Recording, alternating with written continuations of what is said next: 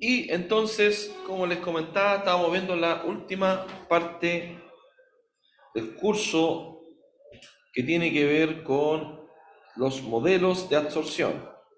Aquí solamente como recordatorio, y todo lo que hemos visto a lo largo del curso de transferencia de materia, que hay dos mundos. Está el equilibrio, la curva de equilibrio, y la curva de operación o de proceso.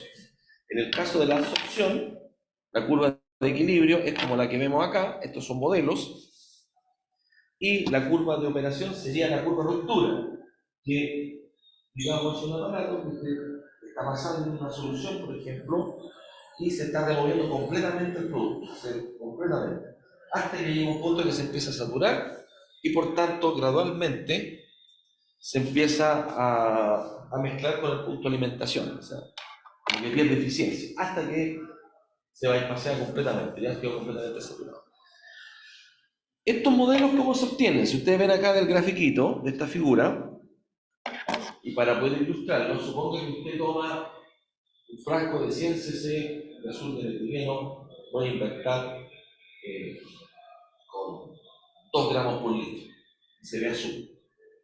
¿Okay? A eso usted agrega un gramo mezcla, tranquilo. Entonces toma otro frasco igual, la mismo volumen, y agrega 10 gramos, hasta otro que agrega 50 gramos, hasta que se decolora completamente. Entonces lo que está viendo usted acá es una vez que se ocurre el proceso de absorción, que se tiene que guardar el tiempo que se demora, se mezcla, que tiene que ser a una temperatura fija, por eso se llama isotermas, una temperatura fija. Si usted cambia la temperatura, el sistema se desorden. ¿Estamos de acuerdo? Entonces acá, en este caso tiene presión, pero en el experimento que yo les digo, usted tiene miligramos por litro de solución, concentración. Te la saca, ve la diferencia, calcula la concentración y los gramos que ya no están en la solución líquida se fueron al sólido. Entonces te calcula la masa que puso, primero la masa, los gramos de azul de metileno que se fueron, y lo divide por la masa de sólido que puso. Entonces me voy a quedar acá gramos mol, solución líquida, gramos mol en el absorbente. Y eso me va a generar una curva como el estilo que ustedes ven acá. Si el sistema tuviera una composición de sitios activos que se saturan, lo que hablamos en la sala de clase con la silla, y forman una sola capa, ahora llegamos al modelo de Langmuir. El modelo de Langmuir es un químico famoso, anoten su nombre, vean videos de él, vean los estudios. Julian fue el que partió con la química de superficie, con los surfactantes, fue el que hacía los experimentos con las pompas de jabón, ¿cierto? Y cómo separar un shampoo, o al revés. Por ejemplo, si usted tiene esas avispas que molestan, una forma de cazarlas, y colocar un trozo de carne colgando en agua, pero el agua usted le agrega surfactante, un detergente.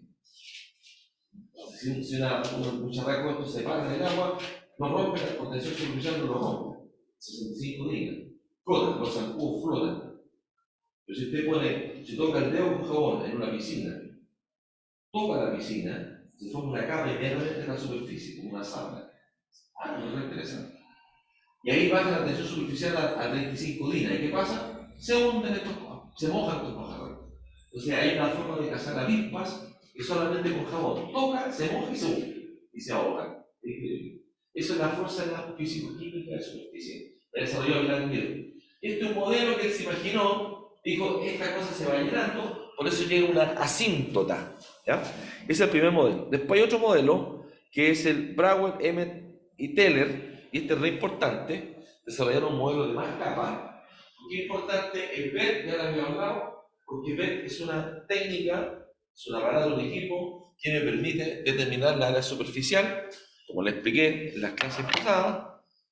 Coloca una cierta cantidad de masa que tenga propiedad solvente y lo llena con nitrógeno o con argón, y como conoce el tamaño de esa molécula, N2, determina el área, ¿cierto?, por diferencia de presión. El otro modelo más conocido es el de Fruitlich. Fruitlich llega a una ecuación de tipo exponencial y otro modelo. Aquí, esos son puntos reales. ¿Cómo se llegó a ese modelo? Es súper importante el tema de absorción, no tan solo por la transferencia de materia, sino todo un mundo en el área de los reactores catalíticos. En los reactores catalíticos, la difusión, la absorción en capa sólida, es lo que controla el proceso. ¿Por qué son tan importantes los reactores catalíticos? Más que los reactores comunes y corrientes, que eso ya es más simple, es porque usted puede hacer reacciones químicas más eficientemente. El caso típico del reactor catalítico que lo tienen que manejar sí o sí es lo que vamos a ver en el teniente. La conversión del SO2 al SO3 es una oxidación. Solo ocurre porque hay un reactor catalítico que se llama el pentóxido de vanadio, P corta 2 o 5. Esta reacción es exotérmica, por tanto requiere enfriamiento intermedio. Normalmente son 3 empaques. ¿Me siguen? 3 empaques. O sea, hay un empaque, reacciona, sale el gas, enfría y así, tan solo. ¿Por qué? Porque se pierde la capacidad de absorción y se afecta la cinética. La cinética de reacción está dominada por la ecuación de Arrhenius y la absorción le pasa exactamente lo mismo. Supongamos, porque primero se tiene que absorber el componente de la superficie del catalizador. Entonces, si tú estás a más alta temperatura, la capacidad de absorción se tira para el suelo, no tiene capacidad de absorberse en el suelo, cae.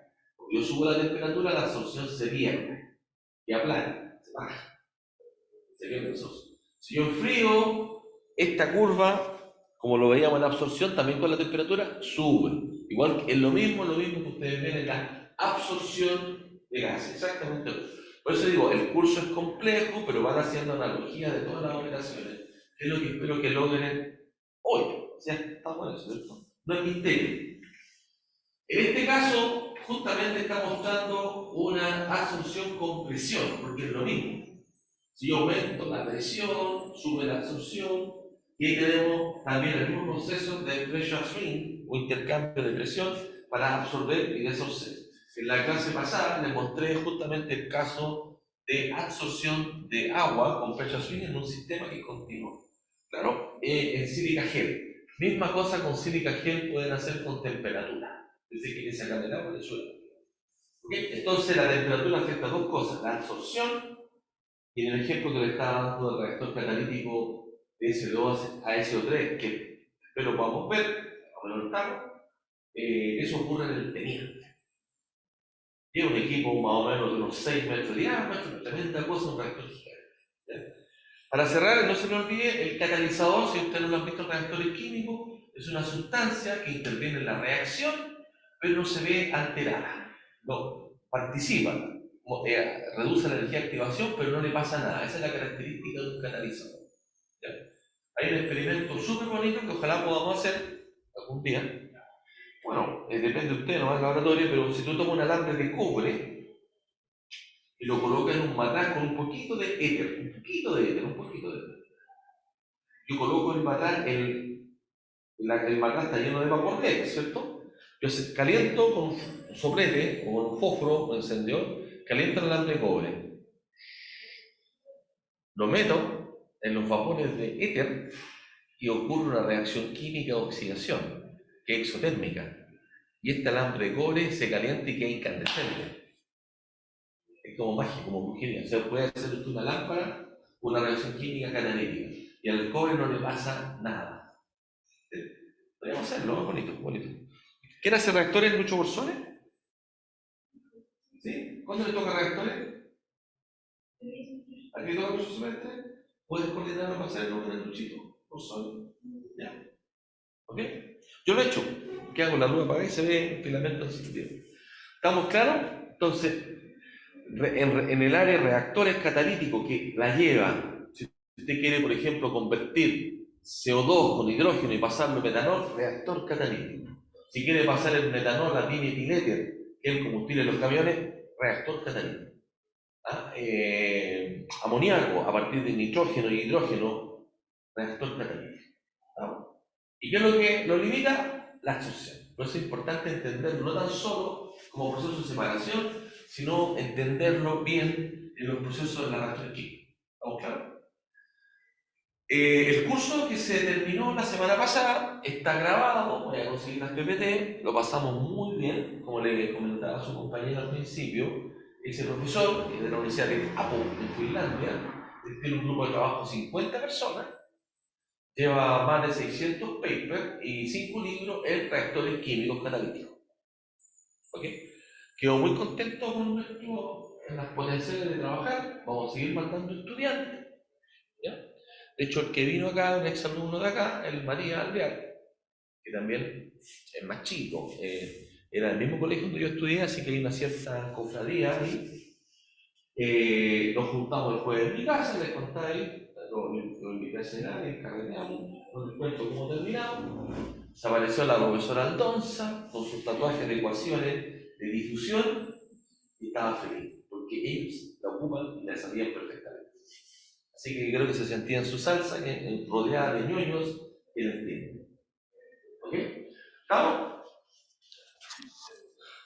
Entonces, aquí, sin ir mucho detalle, solo entender que el absorbente, ya sean granos de carbón o un pellet, o en el caso del intercambio iónico, ojo, tanto la absorción como el intercambio iónico ocurre exactamente lo mismo. La diferencia es que la absorción son procesos de superficie donde hay fuerzas de Van der Waals, electrostáticos, las covalentes, no hay mucha claridad en eso. Y en el intercambio iónico hay un grupo funcional. Te recuerdo que la resina, como vimos en la última clase, usted tiene unas cadenas largas, un polímero, unos puentes que cruzan y le dan como estructura, como una madeja de lana con cosas intermedias, y reacción química para generar estos grupos funcionales que son como estos tentáculos, aminas, grupos sulfónicos. Entonces, cuando ocurre el proceso, tiene que penetrar el poro, y aquí se hace un poco más complicado.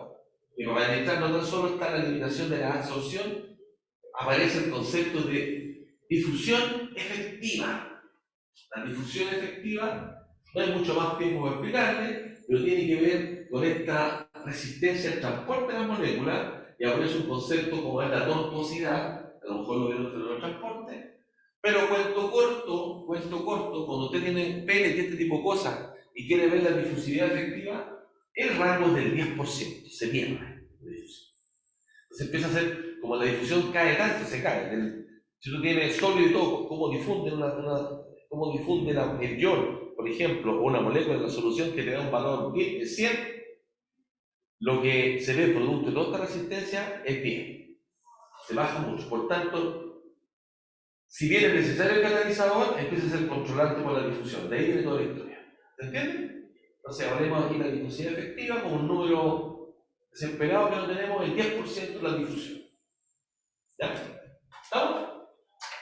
Y justamente acá, esto corresponde a un balance, ¿cierto? El balance, tú tienes, voy a ponerme los lentes, tú tienes un volumen inicial de solución, el frasco lleno que hablábamos, con una concentración. Esto va a ser igual. Lo veo diferencia entre ese se ve y el otro se ve.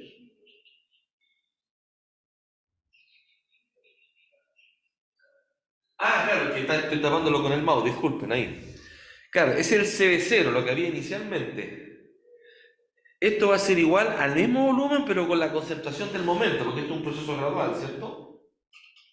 ¿Y a dónde se fueron los moles? Se fueron al sólido. Esta es la masa de sólido y esta es la concentración de sólido, que me dice cuántos miligramos del componente tengo por gramo de soluto. En general, otro numerito porque tengan en la cabeza, un absorbente está entre 30, uno muy bacán de 100 miligramos por gramo. Esos son los órdenes, ¿se entiende? Lo que pueden sacar. Por eso son para cantidades chicas. Si usted coloca una solución muy concentrada, se le satura inmediatamente. Por eso hablamos que el intercambio iónico, la absorción, son para procesos en baja concentración, donde no se las pueden los otros sistemas muy eficientes. Entonces, en concentraciones bajo un ppm, ya 2 ppm, 10 ppm, ya si tú ya llegaste a 5 gramos litro, extracción por solvente. Si llegamos a 40 gramos litro, electrowinning o cristalización. Pero con concentraciones bajitas, no importa cuánto, se va a empezar a cargar esto. ¿Ah? ¿Estamos de acuerdo? O sea, digamos, seguro, de, no sé, de 50 ppm para abajo, me la juego con intercambio iónico absorción. Seguro que funciona. Si uno, funciona. Si 0,1, funciona. ¿Ya? Ahí el único detalle es que es la selectividad que tiene para el elemento que tú quieres sacar. ¿Se acuerdan que había una tabla que comparaba las constantes de equilibrio? ¿Se acuerdan que había una tabla? El mercurio era súper alto relativo con el calcio. Era -1. ¿Ya? Es el único detalle. Entonces, ¿sí? El Q chiquitito es los miligramos del soluto por gramos de sólido, masa seca. Igual es un poquito más complicado porque tú también quieres el volumen. Si tú lo metes en solución se expande, entonces te dan la masa, pero está expandido. Hay que revisar un poquito el cálculo cómo te dan el dato, ¿ya? Porque tú tienes efectivamente un volumen, entonces ¿qué densidad tiene? Entonces esa solución se llenó con líquido, se hinchó, entonces ¿cuál es la masa? Pero el numerito, en rigores, son la masa de absorbente o de la resina, ¿ya? Aquí uno podría tener dos extremos, que tiene una absorción total o hay una resistencia. Entonces, si la isoterma, esto es idéntico a lo que vimos, idéntico a lo que vimos en absorción. Si la isoterma se aleja de esta lineal, se hace más gordita, quiere decir que es favorable a la absorción, me saca material. ¿Se entiende? Me saca material. ¿Ya? Y otro, en el gráfico visual que se muestra por qué cuando tenemos el CV inicial, el Q chiquito es mayor, como que va desde el ¿no? No, porque aquí, cuando estoy aquí, que el CB0, el Q chico tiene 0. En la medida que el CB le está sacando material, se está absorbiendo, va subiendo el QB hasta que lo sacó todo. Cuando lo saca todo, llego a la capacidad de mi absorbente.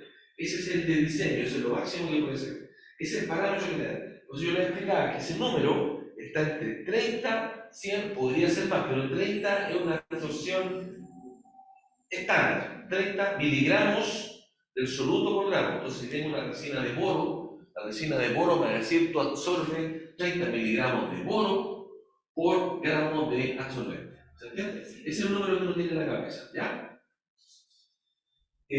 También, claro, uno quiere ver cuánta solución le mete, ¿ah? Entonces, esto está medido por lo que decimos los volúmenes del empaque.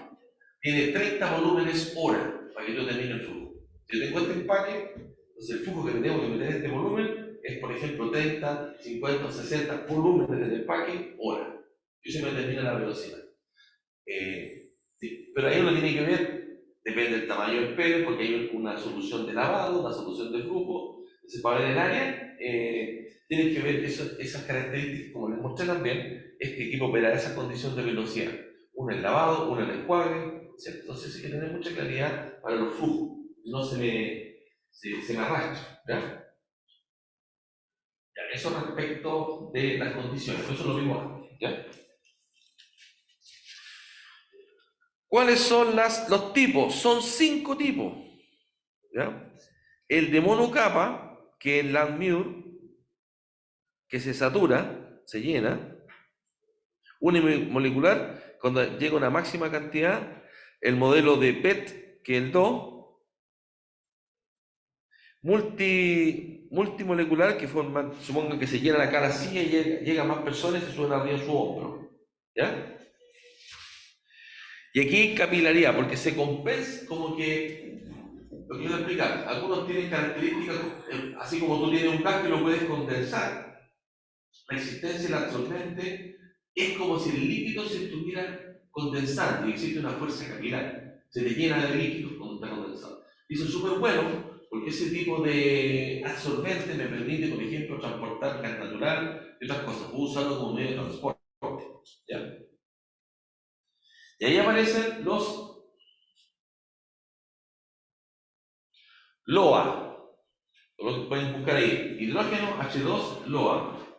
Para transportar el hidrógeno solo hay 3 cosas que están en la pelea, en gran escala. Enviarlo en criogénico, enviarlo en forma de amoníaco o en un, escuchen bien, en un líquido orgánico absorbente.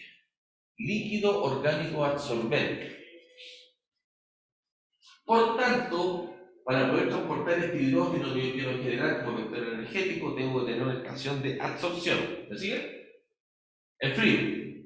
Después, para poder sacarlo, lo tengo que desorber y tengo que generar condiciones de temperatura. Entonces, en un lado tengo que enfriar y en otro tengo que calentar. Todo eso está estudiado, están hechas las comparaciones, el criogénico de producir amoníaco, y andan por ahí en la pelea. ¿Ya? Porque, por ejemplo, el líquido orgánico absorbente es súper bacán, porque tú transportas hidrógeno, pero como si fuera petróleo. Ocupa el mismo vaso, la misma cosa. Pero es tremendamente tóxico. Si choca el barco y se derrama, tiene un gran desastre ecológico. Pero si tengo el amoníaco, sale el gas y genera un tremendo desastre. ¿Te fijas? Y si tengo el hidrógeno, no es tanto problema, es inerte, o si se hace un hoyo salta llama nomás, no explota como el fin del burro, no sé caso. Pero el tema costo, pero eso está todo en la pelea. ¿Me siguen? Acá tenemos el tipo 1, bueno, como ustedes se dan cuenta, suponte que yo le paso un absorbente y no saben, y quieres ver cómo funciona con algún colorante, o por ejemplo quieres sacar oro, haz este experimento. Una solución fija con concentración fija, por ejemplo, y vas cambiando la cantidad que hay en el absorbente. Los mezclas en 10 puntos, entonces y tú mides la concentración solamente remanente en la solución. Aquí echan 2 gramos, 10 gramos, 20 gramos, etc. Entonces, solito se va a condicionar aquí en el gráfico, bueno, ahí dice presión, pero el gráfico presión para balance, se va a condicionar los miligramos del soluto por gramo o por litro de solución y la diferencia que me da el balance, que eso lo voy a mostrar en el cálculo, me generaría lo que quedó en el sólido, digamos. Y al generar un punto, yo me doy cuenta, no, este es el Langmuir, este es un Fruitbig, y ajusto el modelo, que es lo que vamos a ver. ¿Ya? Misma historia con la isoterma tipo 2. Aquí hay una estructura de microporo y macroporo, entendiendo que hicimos un tremendo recorrido de absorbentes, ¿cierto? Hablamos del carbono activado, de la zeolita, de los polímeros, incluso hablamos de las bentonitas, que son un polvo de microorganismos fósiles, bentonitas, bentonitas, ¿ya?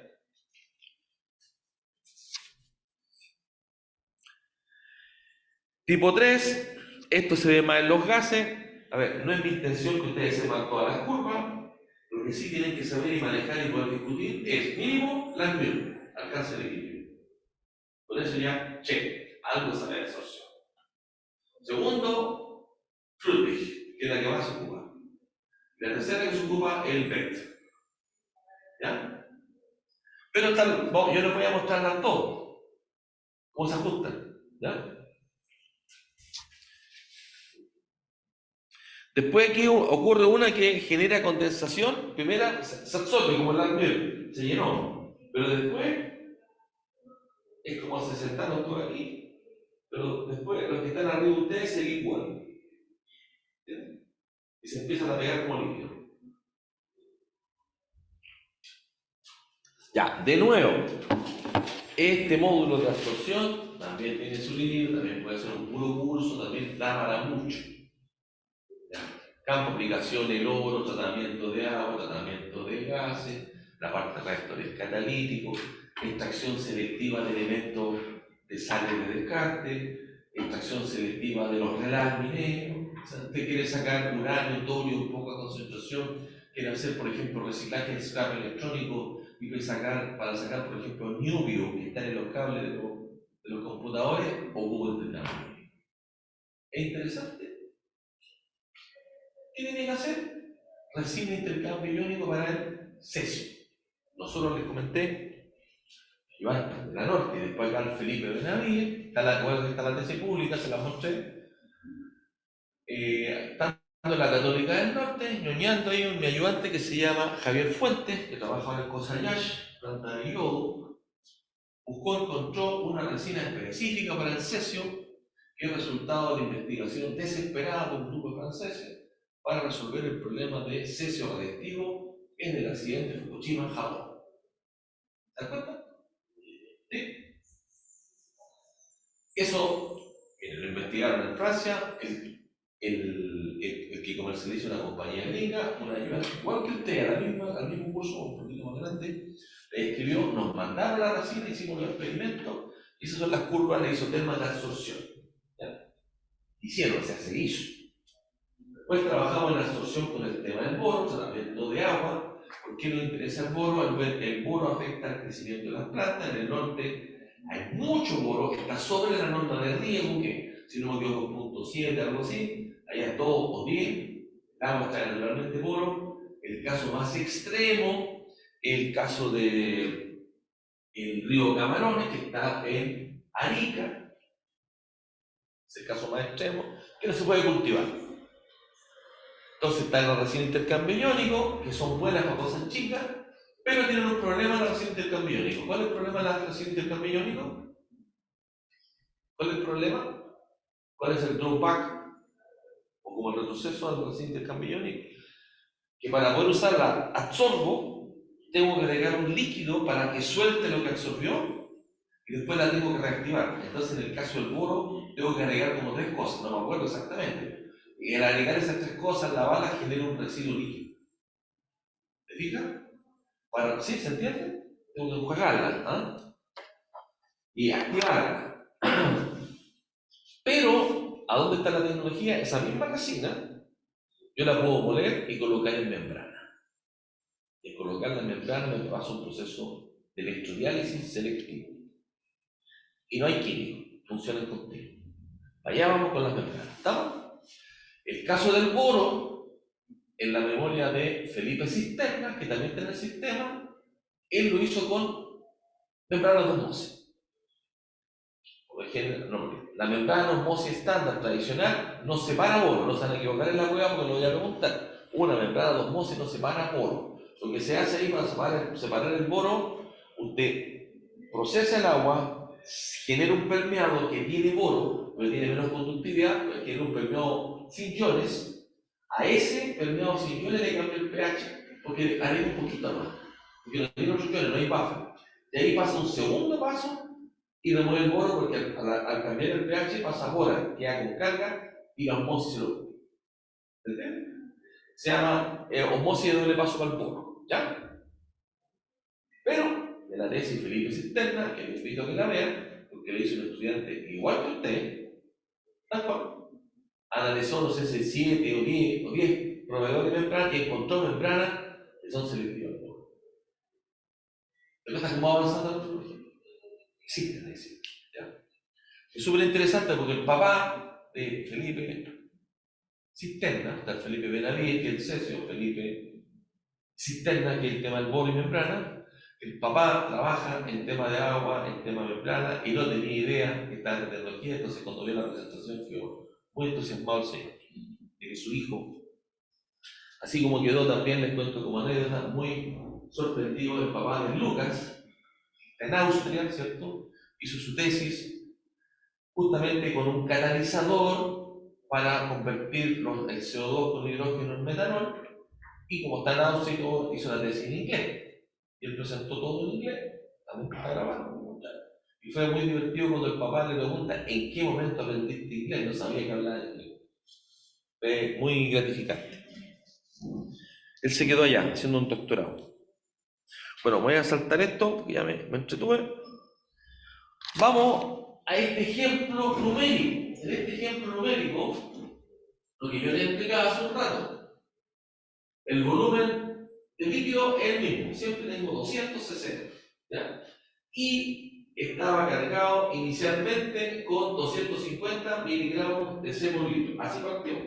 Preparé una solución llenita, ¿cierto? Esa es mi solución que está con cero. ¿Se fijan acá? Con cero sólido. Es mi solución fresca. Ya, a esa solución pesqué, tengo 7 frascos. Tengo el inicial, mido la concentración con espectrofotómetro, ICP-AS, un momento educativo. Para medir concentraciones, puedo ocupar un espectrofotometría. Ediciones, espectrofotometría, que ocupa la ley de Navier-Beer. Espectrofotometría, la ley de Navier-Beer, que está basada en el color. Miro el color, veo la absorbancia. Espectrofotometría que ocupa la ley de Lambert-Beer. espectrofotómetro UV visible, el rango. Después, uno que puede medir un poquito más, concentraciones más bajas, viene la absorción atómica. Usted mete el producto, lo quema y genera un color específico para cada elemento que quiere medir, y eso requiere tener una lámpara específica. Después de eso, en tecnología, aparece el ICP-AS o el ICP-masa. ICP-AS o ICP-masa. Que es un medidor, igual que la absorción, pero funciona en mucho más alta temperatura, es un medidor de plasma. Es lo más avanzado que hay. Vamos a dejar hasta ahí las tres formas de medir, porque después de la lisiviación vamos a agregar la parte de rayo X, los cuerpos y todo.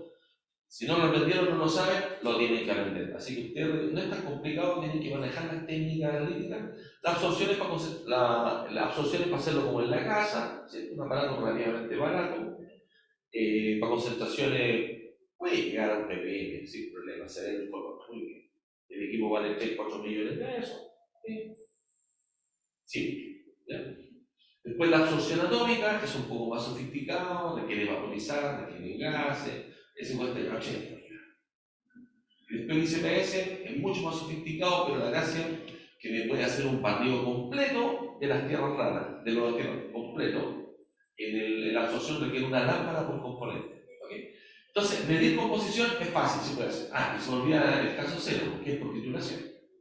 Usted mide, por ejemplo, plata, mide cloruro, con nitrato de plata, ¿cierto? Y cambia color, ve con cambio de pH, que es la técnica volumétrica. También lo puede hacer el método carretero, se puede implementar, está todo estudiado en internet, está lo mismo como eso, ¿cierto? No hay ningún problema. Entonces usted es capaz, una vez que hace esta mezcla, coloca los 200 cc, lo mezcla con 800 gramos, eso fue lo que les dio. Cuando dijimos, vamos a echar harto, vamos a echar un poquito más, masa. Una vez que ustedes pusieron en contacto distintas masas para un mismo volumen y una misma concentración, al final quedó esto. Quedó esa concentración que se mide, que es la que se mide. Perdón. Mass absorbance, flux 1. Correcto. Esta que está acá es la concentración que se mide. ¿Ya? Que está en miligramos. No estoy seguro. Perdón, acá está, me equivoqué. Entonces, esta que está acá es la concentración que se mide con algunas de las técnicas. La que tenía 0 queda con los 250, que es la inicial, ¿cierto? Como aquí le agregué un poquito de sólido, comió bastante, quedó en 62. Y en la medida que más masa tengo, llega hasta ese mínimo, ¿sí? Por tanto, aquí puedo graficar la concentración de equilibrio, que es esta. Concentración de equilibrio. Acá está, se corre el eje para acá. Con la masa. Ahora, ¿cómo calculo esta masa? Simplemente, como yo tengo el volumen y sé con qué concentración está, la diferencia. O sea, tenía originalmente 200 ml por 250, es el original, en miligramos del soluto, menos lo que quedó remanente en la solución. Entonces va a ser 250 menos el 4,7 por 200, la masa que quedó en estos 804 gramos. Y acá está la masa, ¿se fijan? ¿Cómo calculo la concentración? Divido la masa que sacó por la masa que puse. ¿Sí? Entonces aquí tengo la masa, tengo los miligramos del soluto que lo saqué por diferencia de la solución, ¿se entiende, cierto? Con la más carga que puse. Y por tanto, grafico. Entonces la pregunta, si yo les digo, oye, tengo una resina específica para sacar germanio de los relaves, ¿me podrían hacer un experimento de isoterma? ¿Lo pueden hacer? ¿Nadie? ¿Lo pueden hacer? ¿Quién se queda en vacaciones acá y quiere hacer el experimento de verdad? ¿Nadie? No, se van nosotros. ¿Estamos? Y este es el modelo. Aquí aparece una constante, es una constante de equilibrio, ¿ya? O sea, es de la forma de alfa C dividido en 1 más beta, perdón, el mismo parámetro, o beta CE, esa es la forma del modelo. ¿Y qué es lo que hago después? Coloco mi curvita, mira, coloco mi curvita, aparece este K, que es el Q0, y mis parámetros va a ser, esto es un valor, perdón, este Q0 lo conozco, la concentración inicial, es el K mi parámetro. Entonces, ¿qué es lo que hago? Lo coloco la curva, coloco los puntos, y aquí para que la curva me quede bonita, abajo hago un gráfico con más puntos, para que me quede continuo y no quede saltar. Hago con más puntitos.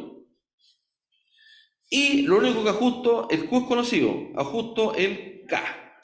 Y miren la curva maravillosa que me quedó, con los mismos datos que saqué el otro lado. Fantástico, ¿cierto? ¿Estamos? Ese cálculo usted lo puede hacer y lo revisa, ¿ya? Después con Fruitlig es otro modelo. Y aquí me está dando los, fíjense, la isoterma absorción de Fruitlig para gases con las presiones parciales. Aquí en vez de concentración, usted tiene la presión parcial, que es una medida de concentración, ¿cierto? Y en el otro eje siempre va a tener la masa del soluto sobre la masa del sólido. ¿Ok? Usted tiene aquí los parámetros de la ecuación de Fruitlig, tiene el K y tiene el M para distintos componentes en la absorción de. ¿Qué absorción? No me acuerdo qué absorción. Carbón activado, de esa característica.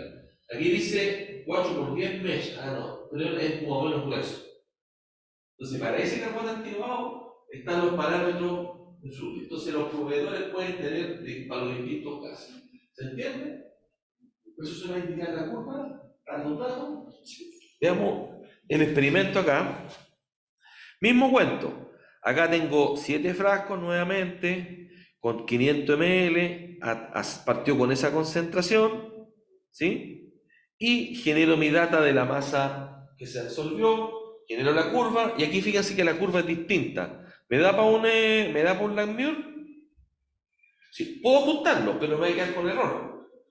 No, porque el Langmuir va a hacer esto y aquí se va a trancar. Va a generar un residuo. Mientras que si lo hago con esto, no lo tengo acá. Si lo hace en Excel, se da cuenta que efectivamente se ajusta con ese modelo. El mismo experimento, el mismo, que usted tiene una solución fija y la pone con distintas masas y después de un tiempo, a una temperatura, analiza la composición de la solución remanente que le permite hacer el balance de materiales para determinar la concentración final y la concentración o la absorción de esos, que es los miligramos absolutos por masa de sólido. ¿Se entiende?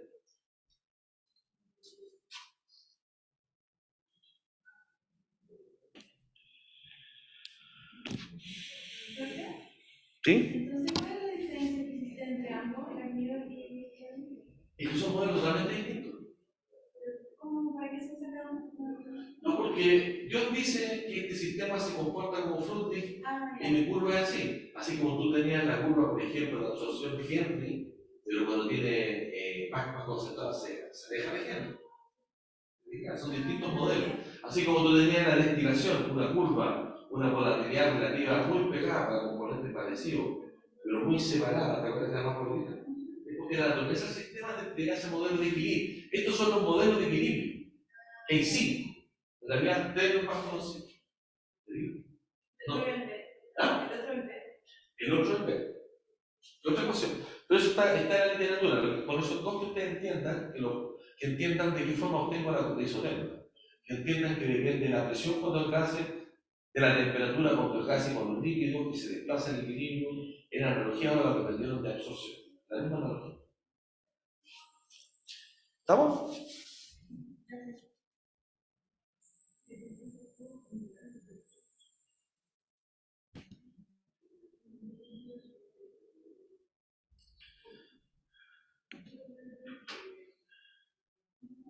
¿Paramos mejor? ¿Paramos? Ustedes revisen, oye, macho, pero para que revisen a no grabar esto, ¿no? Estamos adelantados.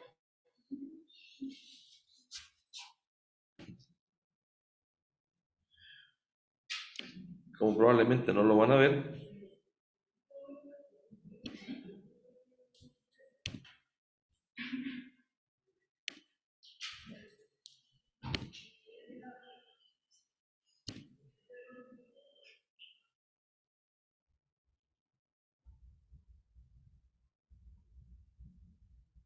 Ah, no había parado de grabar.